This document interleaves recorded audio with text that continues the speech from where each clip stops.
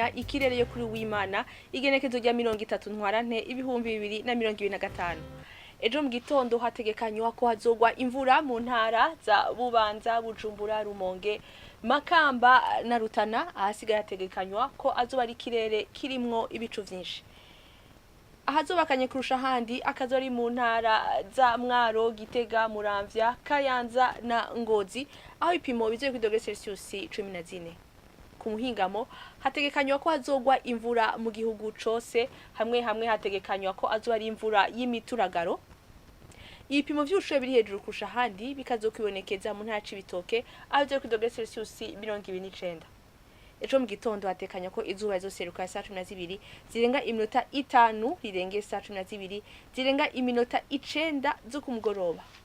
Akaba ni gagarukiye amakuru atekanya ikirere yo kuri w'Imana mwateguriwe n'ikigo kijejwe ibirere ca Ijebu. Yari Fiona Tuginka ayabashikirije na butaha.